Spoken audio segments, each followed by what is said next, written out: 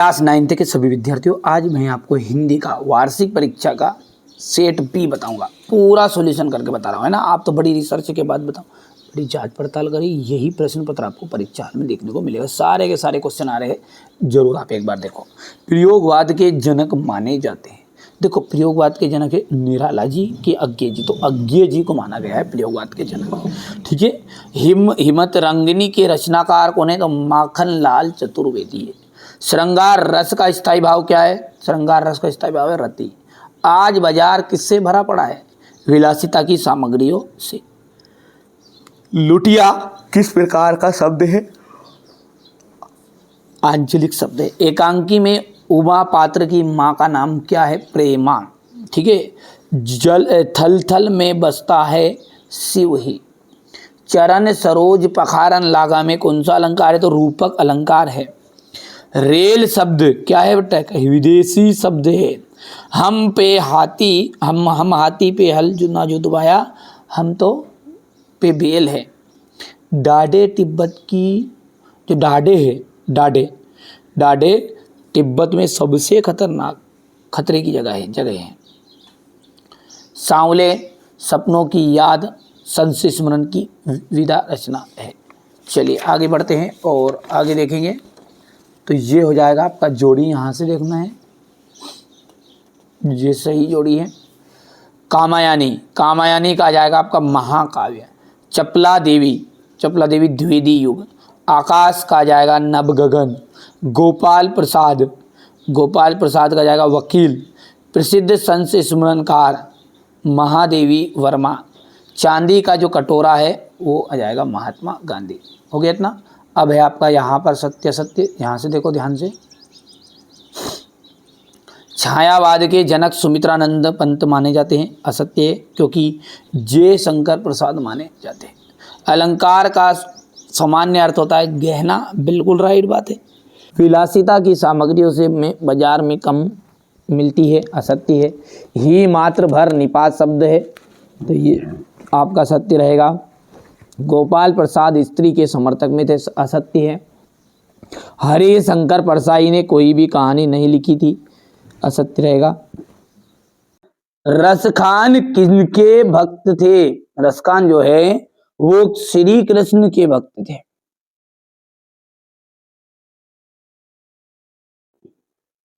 संचारी भावों की संख्या कितनी मानी गई है ना? तो संचारी भावों की जो संख्या है वो 33।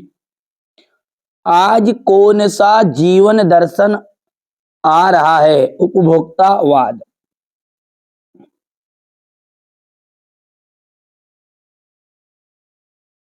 बढ़िया से ध्यान से समझिएगा, है ना। आधे से ज्यादा चीजें यहीं पे याद कराऊंगा और क्वेश्चन आंसर की पूरी जवाबदारी मेरी यहीं पे याद कराने की। चलिए, अंधकार शब्द का तद्भव क्या है? अंधकार का जो तद्भव रहेगा वो रहेगा अंधेरा। परदादी ने आधा लोटा पानी किसको पिलाया? चोर को। चोर को। चिंतामणि किसकी रचना है? जो चिंतामणि है वो आपकी आचार्य रामचंद्र शुक्ल की है।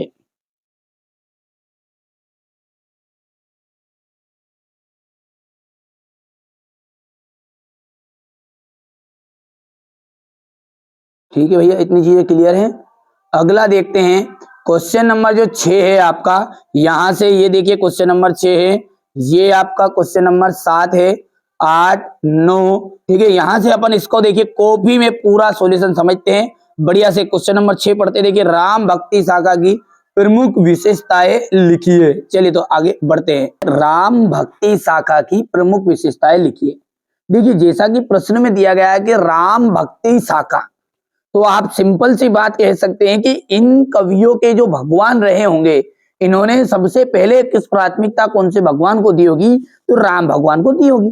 तो हम पहली विशेषता यही बनेगी कि राम भक्ति शाखा के कवियों के इष्ट देव मर्यादा पुरुषोत्तम राम है। क्या है? राम भक्ति शाखा के कवियों के जो भगवान है, इष्ट देव है, वो क्या रहे हैं? मर्यादा पुरुषोत्तम राम है। अब राम भगवान की जो भक्ति होती है ना, वो दास भाव की होती है, और कृष्ण भगवान को है ना लोग सखा के रूप में मानते, दोस्त के रूप में मानते, मित्र के रूप में मानते हैं। तो यहाँ पर इनकी जो भक्ति है वो दास भाव की। कौन सी? राम भक्ति शाखा के जो कवि हैं उन्होंने जो भक्ति की वो दास के भाव की थी। अगला है तीसरा पॉइंट, देखते हैं कि इस शाखा के काव्य में राम के लोक रक्षण के रूप में चित्रण हुआ है। और अंतिम जो है चौथा बिंदु कि इस शाखा के कवियों ने प्रबंध तथा मुक्तक काव्य की रचना की। तो आप 3 पॉइंट को इसे भी कर लेना, पहला, दूसरा और चौथा। तो तीसरा आपको थोड़ा सा टफ लग रहा हो तो सिंपल पॉइंट आपको करने हैं। थोड़ा सा मैं छोटा कर देता हूं ताकि हमारे बच्चों को है ना बढ़िया से कंप्लीट समझ में आए। ठीक है, अच्छे मेहनत करिएगा आप तो तभी जाकर आप सफलता प्राप्त करोगे। यदि हम आगे की बात करें तो अगला जो क्वेश्चन है वो अथवा रहेगा कि नई कविता की विशेषताएं लिखते हुए 2 प्रमुख कवियों के नाम लिखिए। तो नई कविता की विशेषता क्या है? एक तो लघु मानववाद की प्रतिष्ठा, पहली विशेषता ये लघु मानववाद की प्रतिष्ठा, प्रयोगों में नवीनता, नए बिंबों की खोज और व्यंग प्रधान रचनाएं। फिर से बोलिए, लघु मानववाद की प्रतिष्ठा, प्रयोगों में नवीनता, नए बिंबों की खोज और व्यंग प्रधान रचनाएं। यदि हम इसके प्रमुख कवि की बात करें तो पहला कवि है भवानी प्रसाद मिश्र, जगदीश चंद्र गुप्त और दुष्यंत कुमार। बढ़िया से स्क्रीनशॉट लेते चलिए, अच्छे से तैयारी करनी है ना। चलिए अब आगे बोलते हैं, इस संसार में सच्चा संत कौन कहलाता है? ठीक है, तो इस संसार में जो पक्ष या विपक्ष के चक्कर में नहीं पड़ता, इस सच्चा संत वही है कि जो पक्ष और विपक्ष के चक्कर में नहीं पड़ता, वहां निरपेक्ष भाव से परमात्मा का ध्यान करता है, वही क्या है? सच्चा संत है। ठीक है, स्क्रीनशॉट ले लीजिए और बढ़िया से आप तो कंप्लीट करते चलिए। आगे बढ़ते हैं और अगला प्रश्न है आपका, बंद द्वार की सांकल खोलने के लिए लद्दत ने क्या उपाय सुझाया है? देखिए, ये बंद द्वार का मतलब क्या है? ये है कवयित्री यहां पर जो यहां पर जो इसका मतलब है, ठीक है, बंद द्वार का मतलब ये कि जो हमारी आत्मा है वो परमात्मा से मिल रही है, तो हमारा जो सांसारिक लगाव है उसको बंद करके परमात्मा के प्रति जो भाव जोड़ना है उसे अपन कहेंगे यहाँ पर बंद द्वार खोलना। तो जो भी मायावी अंधकार पर विजय प्राप्त कर लेगा, जो भी ये मायावी अंधकार है इस पर विजय प्राप्त कर लेगा, ज्ञानी होकर अज्ञान को दूर भगा देगा, तब उसमें सभी प्राणियों के प्रति समभाव हो जाएगा। क्या बोल रहा है, समझ में आ रहा है कि बंद द्वार की साकल खोलने का मतलब क्या है कि जब भी मायावी अंधकार पर विजय प्राप्त कर लेगा कोई भी, ठीक है, ज्ञानी होकर अज्ञान को दूर भगा देगा, तब उसमें सभी प्राणियों के प्रति समभाव हो जाएगा। और इस तरह कवयित्री में ने समभावी होने का उपाय सुझाया है, जिससे बंद दरवाजे की साकुल खुलेगी। बढ़िया से यहां से स्क्रीनशॉट ले लें। आगे बढ़ते हैं, कालंदी कुल कदम्ब की डारन में कौन सा अलंकार है? देखिए, इस पंक्ति में का जो वर्ण है, यहां पर भी का है, यहां भी का है, यहां भी का है। जब एक ही वर्ण की आवृत्ति एक से अधिक बार हो, सुन लो ध्यान से, जब कोई भी ऐसा पंक्ति रहे जिसमें एक ही वर्ण बने, चाहे का हो, चाहे पा हो, चाहे दा हो, कुछ भी हो, यदि एक ही वर्ण की बार बार आवृत्ति हो रही है तो उसमें अनुप्रास अलंकार होगा। यहां पर देखिए, इस पंक्ति में का वर्ण की आवृत्ति एक से अधिक बार हो, इसलिए इसमें अनुप्रास अलंकार है। क्वेश्चन नंबर 8 की बात करें, कवि ने गांव को हरता जन मन क्यों कहा है? देखिए गांव की जो शोभा है वो मुस्कुराती सी हरियाली, रंग बिरंगे फूलों और नाना प्रकार के, अच्छा नाना का मतलब क्या, अनेक प्रकार के, गांव की शोभा मुस्कुराती सी हरियाली, रंग बिरंगे फूल, अनेक प्रकार के फल, सब्जी आदि है। गांव में गंगा सा मीठा जल मिलता है। गांव की यहाँ छटा मनमोहक है। मनमोहक का मतलब होता है मन को भाने वाली, इसलिए हर आदमी का जो मन है ना वो मोह लेता है। कौन? गांव। ठीक है भाई, समझ में आ रहा है? गांव की तो बात ही अलग है। जो भी हमारे ग्रामीण स्तर के जो बच्चे हैं वो समझ रहे हैं बातों को। हर व्यक्ति को अपना जो गांव है वो सबसे प्रिय होता है। तो जिसको प्रिय है अपना गांव, कमेंट में आप जरूर बताइएगा और आपके गांव का नाम भी लिखना है ना। तो गांव की शोभा मुस्कुराती सी हरियाली, रंग बिरंगे फूल, अनेक प्रकार के फल, सब्जियां आदि। गांव में गंगा सा मीठा जल मिलता है। गांव की छटा मनमोहक है, इसलिए ये मन को मोह लेती है। और इसलिए गांव के कवि कहता है कि गांव हरता जन मन है, यानी मन को हरने वाला। ठीक है, चलिए आगे है। कवि ने पीपल को बड़ा बुजुर्ग क्यों कहा है? क्या बोल रहा है कि बड़ा बुजुर्ग क्यों है? और हम जानते हैं कि पीपल की जो आयु होती है ना बहुत ज्यादा होती है, मतलब पीपल की उम्र जो है वो लंबी है। क्या बोला है कि पीपल की जो उम्र होती है वो लंबी होती है, यानी हम कह सकते हैं कि पीपल लंबी आयु का होता है या होती है। भारतीय हिंदू समाज में तो लोग पीपल की पूजा करते हैं। ध्यान से समझिए, आप ध्यान से समझोगे ना तो आप अच्छी मेहनत करोगे, और अच्छी मेहनत यदि कर पाओगे तो अच्छी सफलता मिलेगी। यदि आप वास्तव में चाहते हैं अब की बार 90 पार, इस उद्देश्य से आप पढ़ाई कर रहे हैं ना, तो इन बच्चों की तरह आप भी परसेंटेज बना सकते हैं। ये 10th क्लास का रिजल्ट, 9th का नहीं है। ठीक है, जब 10th क्लास में बोर्ड में इतनी परसेंटेज अपन बनवा सकते हैं, अच्छी मेहनत करोगे तो बिल्कुल मैं आपके साथ हूं। आप 9th में हो इस समय, घबराइए मत, 9th भी पास कराएंगे, साथ में 10th में आपको फ्री, एकदम फ्री, किसी को 1 रुपया शुल्क किसी को नहीं देना है। ठीक है, चलिए तो यहां से देखिएगा कि क्या बोल रहे हैं कि पीपल की जो आयु होती है वो लंबी होती है। भारतीय हिंदू समाज में तो इसकी पूजा होती है। बहुत से लोग तो इसे जल चढ़ाते हैं। पीपल क्या करता है? वातावरण को शुद्ध करता है। वैज्ञानिक तरीके से पीपल क्या है? वातावरण को शुद्ध करता है, प्राण वायु प्रदान कराता है ना, ऑक्सीजन गैस हमें प्रदान कराता है। और इन्हीं सब कारण से उसे हम बड़ा बुजुर्ग कहते हैं। ठीक है, तो यहां से बढ़िया से स्क्रीनशॉट लो, हो गया। अगला है सुमित्रा नंदन पंत के भाव सौंदर्य की 2 विशेषताएं बताइए। तो पहला है प्रकृति चित्रण। ठीक है, पहला क्या है आपका? प्रकृति चित्रण। तो प्रकृति के अनन्य चितेरे सुमित्रा नंदन पंत के काव्य में प्रकृति प्रेम विशेष से परिलक्षित होता है। नंबर 2 है इनके विशेषता क्या है? रहस्य भावना। पंत जी ने रहस्यवाद के द्वारा अपनी आंतरिक भावनाओं को व्यक्त किया है। आगे बढ़ते बढ़िया से आप कंप्लीट करिएगा, कोई ज्यादा कठिन नहीं है, 1 या 2 बार पढ़ोगे तो याद भी हो जाएगा। अगला प्रश्न जो है हर एक बच्चा जानता है, महाकाव्य और खंड काव्य में अंतर।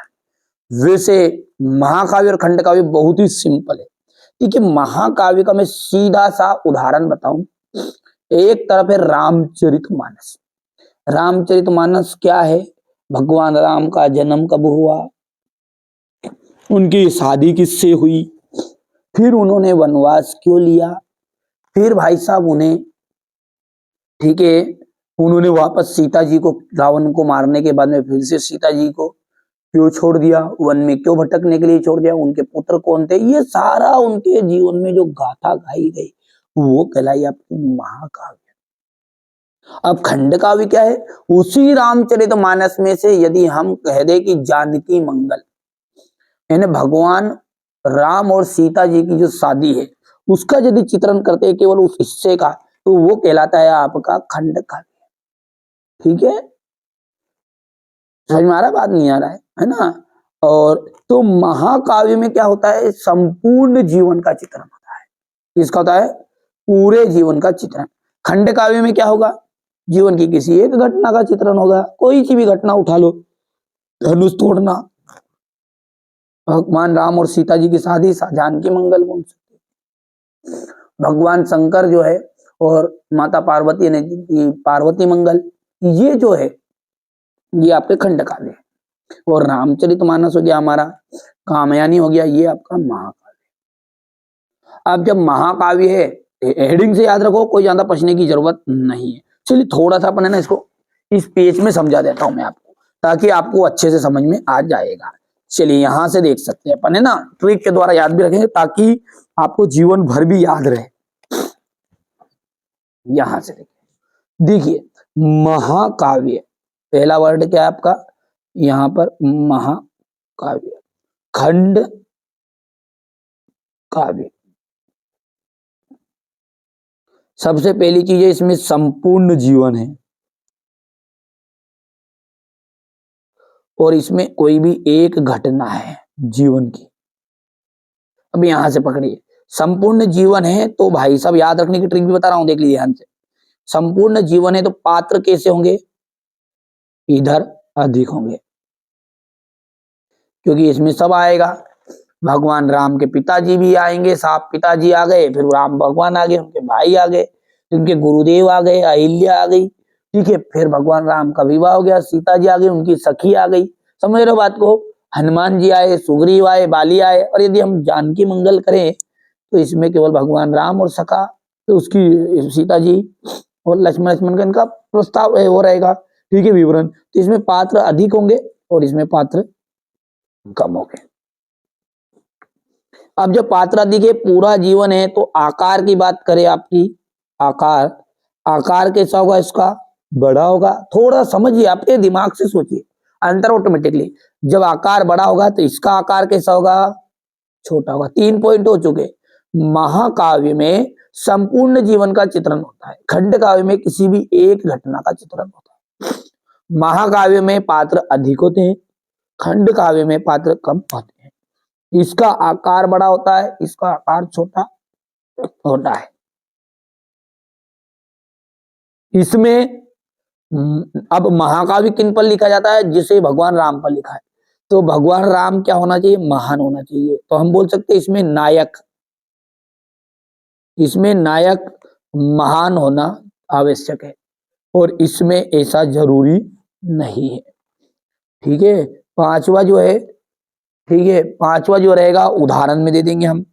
उदाहरण हो गया यहाँ पर रामचरित मानस,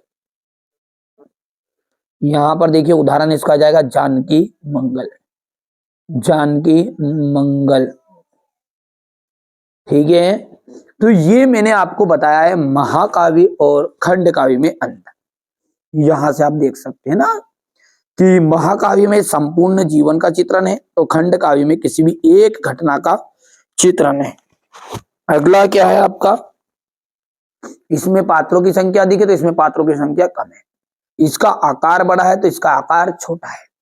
महाकाव्य में नायक का महान होना आवश्यक है और इसमें ऐसा जरूरी नहीं है। उदाहरण आप देख सकते हैं रामचरितमानस और जानकी मंगल। स्क्रीनशॉट लो बराबर बढ़िया से, हो गया, यहां से देख लीजिए, है ना। अब यहां पर आगे बात करते हैं अपन, तो है रौद्र रस। रौद्र का मतलब होगा कि क्रोध आना, गुस्सा आना। रौद्र क्या है कि जब किसी के अपमानजनक व्यवहार के कारण, कोई आपका बार बार अपमान कर रहा है और अपमानजनक व्यवहार के कारण, या कोई भी अपने पे अत्याचार कर रहा है, उसके कारण हृदय में क्रोध का भाव उत्पन्न हो जाता है और जब क्रोध का भाव उत्पन्न हो जाए तो आप समझ जाइए कि वहां रौद्र रस है। कौन सा रस है? रौद्र रस। तो जब किसी के अपमानजनक व्यवहार के कारण या अत्याचार के कारण हृदय में क्रोध का भाव उत्पन्न हो जाता है, वहां रौद्र रस होता है। उदाहरण क्या है आपका? उदाहरण है आपका श्री कृष्ण के सुन वचन, अर्जुन क्रोध से जलने लगे, सब शोक अपना भूल कर तल युगल मलने लगे।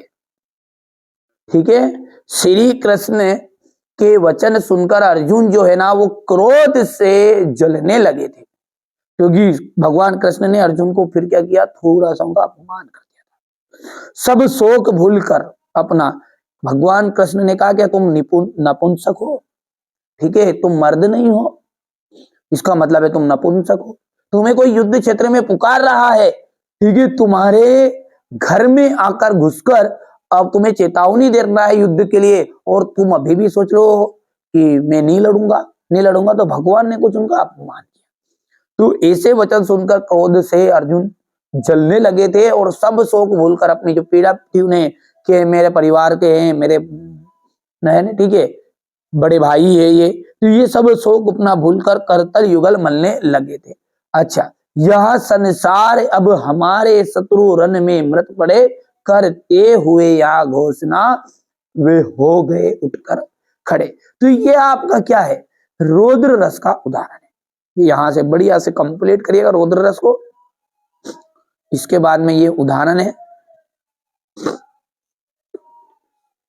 अगला है आपका क्वेश्चन, यमक अलंकार की परिभाषा आपको देनी है, उदाहरण सहित देनी। तो यमक अलंकार, जहां पर एक ही शब्द बार बार आए, जहां पर एक ही शब्द बार बार आए, वहां आपका यमक अलंकार होता है, लेकिन हर बार उसका अर्थ भिन्न भिन्न हो। देखिए, जहां पर एक ही शब्द बार बार आए लेकिन हर बार उसका अर्थ अलग अलग हो, वहां आपका यमक अलंकार होता है। कनक कनक से ते सो मादकता अधिकाई, या खाए बोराई जग वा पाए बोराई। तो कनक कनक ते सो मादकता अधिकाई, एक कनक का अर्थ मतलब है धतूरा है, और एक कनक का मतलब है कि सोना। तो इन दोनों को पाकर मनुष्य जो है वो मादकता है ना, मद में चूर हो जाता है। या खाए, धतूरे को खाने पर जग बोरा जाता है, मनुष्य बोरा जाता है, और सोने को पाकर भी व्यक्ति अहंकार में चूर हो जाता है। तो समझ में आया आपको कि लेकिन एक ही शब्द के दो अलग अलग अर्थ हो और एक ही शब्द बार बार आए, तो वहां पर आपका यमक अलंकार होगा। आगे की बात करें, अब सवेया छंद की परिभाषा आपको उदाहरण सहित दे। तो देखिए, सवेया छंद क्या है? कि सवेया एक वार्णिक छंद है। क्या है सवेया? एक वार्णिक छंद है, ठीक है, इसमें वर्ण गिने जाते हैं, ना कि मात्रा। ठीक है, सवेया छंद एक वार्णिक छंद है, इसमें क्या गिने जाते हैं? 22 वर्णों से लेकर 26 वर्ण होते हैं। कितने? 22 से लेकर 26 वर्ण होते हैं, और यहां आपका सवेया छंद कहलाता है। बहुत ही सिंपल उदाहरण दूंगा आपको। देखिए, यहां से ध्यान से देखिएगा कि उदाहरण क्या है, ध्यान से समझिएगा। सवेया छंद वास्तव में क्या है कि वार्णिक छंद है, केवल वर्ण गिनेंगे, और इसमें 22 वर्णों से लेकर 26 वर्ण होते हैं, सवेया छंद कहलाता है। देखिए उदाहरण, मान नहीं अपमान कहो यहाँ, मान नहीं अपमान कहो यहाँ, याद दिला करे मान मिले जो, अरे कीमत जान नहीं सकता यदि मुक्त कहीं पर दान मिले जो। ठीक है, यहां पर क्या है? मान नहीं अपमान कहो यहाँ, याद दिला करे मान मिले जो, कीमत जाने नहीं सकता यदि मुफ्त कहीं पर दान मिले जो।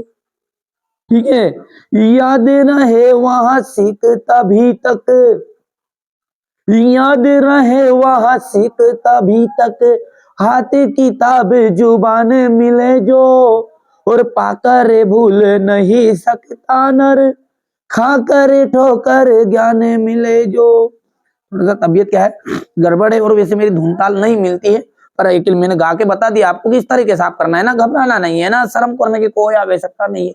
पर ये आप टूटली फुटली आवाज हो, चाहे आपका स्पीकर फटा हो जैसे मेरा है, ठीक है, गला फट जाए, लेकिन आप अच्छे से धुन में गाइएगा ना, कि माने नहीं अपने माने का हो यहाँ, अरे याद दिला करे माने मिले जो, कीमत जान नहीं सकता यदि मुक्त कहीं पर दाने मिले जो, याद रहे वहां सीख तभी तक हाथ किताबे जुबाने मिले जो, अरे पाकर भूल नहीं सकता यदि मुक्त के, पाकर भूल नहीं सकता नर, खाकर ठोकर ज्ञाने मिले जो। देखिए 1 2 वर्ण गिनिए, 3 4 5 6 7 8 9 10 11 12 13 14 15 16 17 18 19 20 21 22 और 23, तो 22 से लेकर कितने वर्ण थे, 26। ठीक है, यहां से आपको ये सवैया छंद का उदाहरण आपको बढ़िया से ध्यान से लिखना है। उदाहरण देख लीजिएगा, समझ में आया आपको? ये 4 उदाहरण है, पर चारों के आप लिख सकते हैं जो आपको जमे। देखिए अगला जो प्रश्न है वो नाटक और एकांकी में अंतर। देखिए नाटक और एकांकी क्या है, ध्यान से समझिएगा आप, है ना। नाटक क्या है वास्तव में, नाटक जो है ना वो आपका एपिसोड समझ लीजिए। ठीक है, अपन टीवी में देखते हैं, कुछ भी ले लो आप, कोई सा भी उदाहरण ले लो, जैसे आपने दिया और बाती, वो भी क्या है, आपकी एक नाटक है। अंधेर नगरी, वो भी आपकी क्या नाटक है। अंधा युग नाटक है। और यदि हम दीपदान समझते हैं, कोई आता ना दीपदान, एक घूट, अभी तो आजकल तो थोड़ा सा बंद हो गया, टीवी में पहले आया करता था, उस चैनलों पर आता है, जो केवल एक ही दिन आती है और एक ही एपिसोड में खत्म हो जाती है। ध्यान से समझिएगा आप तो बात को, कि जो एक ही एपिसोड में खत्म हो जाए उसे हम कहेंगे एकांकी, और जिसके एपिसोड चलते ही रहे, पिछले एपिसोड में आपने ये देखा गोपी के साथ ये हो गया था, ठीक है, तो संध्या के साथ ये हो गया था, कोई सही आपका नई नई तरह की चल रही नाटक हो, ठीक है, तो ये क्या है, ये नाटक है। तो नाटक में सीधी सी बात है, कितने एपिसोड होते हैं, बहुत सारे एपिसोड होते हैं। तो एपिसोड को हम यदि हिंदी में कहे तो उसे कहा जाता है आपको अंक, और एकांकी जो है उसमें आपका एक अंक होता है। ठीक है, नाटक में अनेक अंक होते हैं और एकांकी में एक अंक होता है। नाटक जो है वो दृश्य काव्य का विस्तृत रूप है। दृश्य काव्य मतलब है कि बड़ा रूप, सिंपल सी बात है, ये भी दिखाता है, दिखाया जाता है रंगमंच पर, और ये भी दिखाया जाता है, लेकिन ये बड़ा है। क्यों बड़ा है, समझ में आ रही है आपको? क्योंकि इसमें भाई साहब अनेक एपिसोड है, तो इसमें दृश्य क्या है, विस्तृत रूप मिलेगा, और इसमें छोटा रूप रहेगा। इसमें इसमें समय स्थान घटना पर विशेष बल नहीं दिया जाता। ध्यान समझिए आप, तो क्यों नहीं दिया जाता, क्योंकि नाटक में बहुत सारे एपिसोड है, आज नहीं तो कल कई का व्यक्ति देखेगा 10 बजे रात को भी आ जाए, 12 बजे रात को भी आ जाए, तो ये क्या है, इसमें समय का स्थान का घटना का विशेष महत्व तो नहीं रहता है, लेकिन इधर देना पड़ेगा, क्योंकि एक तो एपिसोड, और एक ही एपिसोड में यदि नहीं देख पाए तो खत्म। तो इसलिए इसको ऐसी जगहों पर ऐसे समय पर दिया जाता है ताकि छुट्टी रहे, ऐसी चीजों पर इसको प्रसारण किया जाता है। तो इसमें समय स्थान और घटना पर विशेष बल दिया जाता है। इसमें प्रस्तुत कथा के साथ साथ गौण कथा भी जुड़ी रहती है। अच्छा, प्रस्तुत कथा क्या है, जो मेन कथा है ना उसके साथ साथ और घटना जोड़ दी जाएगी। अच्छा, संध्या और ये, जैसे मान के चलो कोई सा भी एग्जांपल ले लो, बार बार एक ही शब्द का यूज नहीं कर रहे अपन, दूसरा कोई से ले लो, कोई नाटक में क्या हुआ है कि कोई नायक नायिका है, जैसे जिसको नाटक में जो मेन आदमी रहते हैं, ठीक है, उनका कहीं का भाग है, तो उसमें उनके साथ वो जब घूमने जाएंगे तो वो घटना जोड़ देंगे, फिर उसके बाद में उनका एक्सीडेंट हो गया, क्या अब वो जीवित हो पाएगा, क्या होगा आगे देखेगा, अगले एपिसोड में देखेगा। तो इसमें क्या रहता है, प्रस्तुत कथा के साथ साथ फालतू चीजें ना गौण कथा भी जोड़ी जाती, लेकिन इसमें एक ही कथा होती है। इसका आकार जो होता है नाटक का सिंपल सी बात है बड़ा रहेगा, ठीक है, इसका आकार छोटा रहेगा। उदाहरण आप देख सकते हैं, अंधेर नगरी चौपट राजा, टकेसर भाजी टकेसर खाजा। अंधेर नगरी, ध्रुव स्वामिनी, अंधा युग। और इधर उदाहरण रहेगा आपका दीपदान एक घूट। तो ये मैंने आपको नाटक और एकांकी में अंतर बताया है, बढ़िया से आप कंप्लीट करेगा। इतना हो गया है। इसके बाद में यहां से ये क्वेश्चन नंबर 4 है आपका, ये 5 है, ये 6 है, ठीक है, बढ़िया से आप तो कंप्लीट करिए। अब अगला जो प्रश्न है आपका वो है रेखा चित्र किसे कहते हैं। चलिए इसको समझते हैं। देखिए रेखा चित्र वास्तव में क्या है, एक तरह का ये क्या है, कहानी के जैसा ही हिंदी साहित्य का एक रूप है। क्या है, ध्यान से समझिए मैं जो बातें बता रहा हूं कि रेखा चित्र भी क्या है, कहानी के जैसा ही एक तरह का हिंदी साहित्य का एक रूप है। यहां नाम अंग्रेजी के स्केच स्केच शब्द की नापतोल पर गढ़ा गया है, जिसे हम साहित्य में जिसे हम रेखा चित्र कहते हैं। उसमें क्या होता है, कम से कम शब्दों में कलात्मक ढंग से कोई भी वस्तु हो, कोई भी व्यक्ति हो, उसका अंकन किया जाता है, उसका चित्रण किया जाता है। कोई भी व्यक्ति हो, वस्तु हो या कोई भी घटना हो, उसका सुव्यवस्थित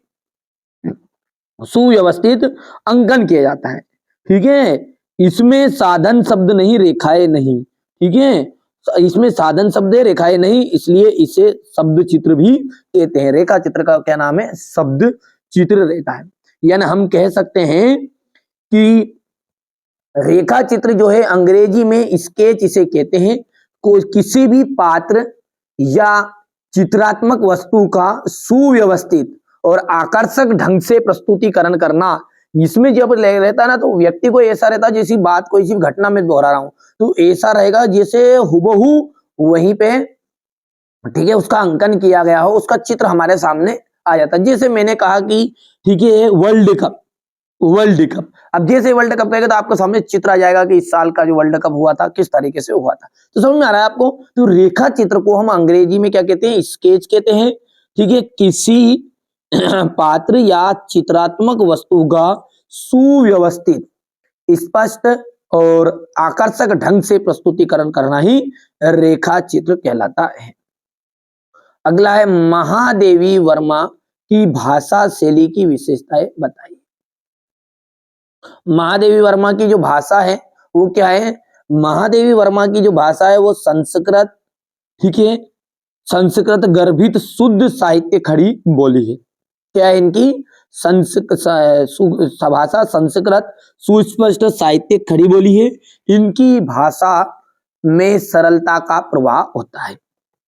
शैली की यदि हम बात करें तो भावात्मक शैली और वर्णात्मक शैली इनकी शैली की प्रधानता है। महादेवी जी भाव प्रधान स्थलों पर इस शैली का प्रयोग किया है। महादेवी वर्मा ने क्या किया है कि स्थलों भाव प्रधान शैली पे इसका प्रयोग किया है, भाव प्रधान स्थलों पर। वर्णात्मक, किसी घटना के वर्णन में इस शैली को अपनाया गया है। तो थोड़ा सा मैं छोटा कर देता हूं ताकि आपको कोई दिक्कत ना हो। अच्छे से आप तो स्क्रीनशॉट लो, मेहनत करो। जो बच्चा मेहनत करेगा ना, सफलता उसके कदमों में होगी। एक बात आप जीवन में अच्छी तरह से ध्यान रखिए, भुला दे डर कुछ अलग कर, ठीक है, भुला दे डर कुछ अलग कर। समझ लो बात को, बहुत गहराई की बात है। आप जब तक डर को नहीं भुलाओगे, आप कुछ अलग जमाने में नहीं कर पाओगे, ठीक है। तो इसलिए मेहनत करिएगा और कोई भी चीजों में, ठीक है, डरना नहीं है। किसी बात का डर नहीं कि नहीं हमारा 9th क्लास में क्या होगा, कि हम 10th में आएंगे तो क्या होगा, ठीक है। तो घबराइए मत, मैं आपके साथ हूं, ठीक है। आपका और हमारा संबंध भले ही इस मोबाइल से हो रहा है, लेकिन जो भावना है ना वो आपको आहत कर रही है, ठीक है। जो बातें हैं वो आपके मन में, विचारों में, ठीक है, एक जगह बना रही है। तो आप घबराइए मत, मैं हमेशा आपके साथ हूँ, चिंता की कोई जरूरत नहीं है ना। तो चलिए अगला देखते हैं, प्रेमचंद की 2 रचनाएं लिखे, नाम लिखिए। तो देखिए प्रेमचंद की रचनाएं गोदान, निर्मला, कर्मभूमि, रंगभूमि, ये इनकी रचना है। कोई सी भी 2 लिख देना, और भी बहुत सारी है, तो लेकिन 4 मैंने यहाँ पर लिख भी दी। अगला है, किन घटनाओं से पता चलता है कि हीरा और मोती में गहरी दोस्ती थी।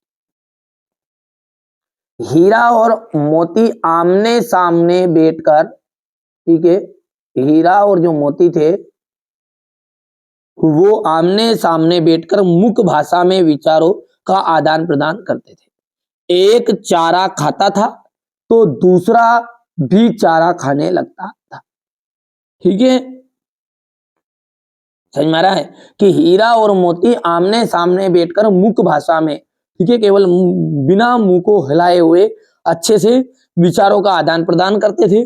एक चारा खाता था तो दूसरा भी खाने लगता था। ठीक है, अगला है इसमें आगे चीजें यहां पर लगता।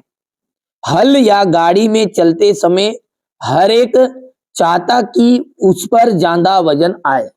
दोनों में से दोनों ही चाहते कि मुझ पर, हीरा चाहता था कि अपने पे ज्यादा वजन है, दो बैल की कथा है ना, तो हर एक चाहता था कि उस पर ज्यादा वजन आए, दोनों साथ रहते। इस तरह अनेक घटनाएं ऐसी थी कि जो बता रही थी कि हीरा और मोती में गहरी दोस्ती है। ठीक है, चलिए इसके बाद में हम आगे देखते हैं, अगला जो प्रश्न है उसको समझेंगे ना। चलिए, ये हो गया, स्क्रीनशॉट ले लिया आपने, आप तो बढ़िया से स्क्रीनशॉट लो, है ना भैया। चलिए,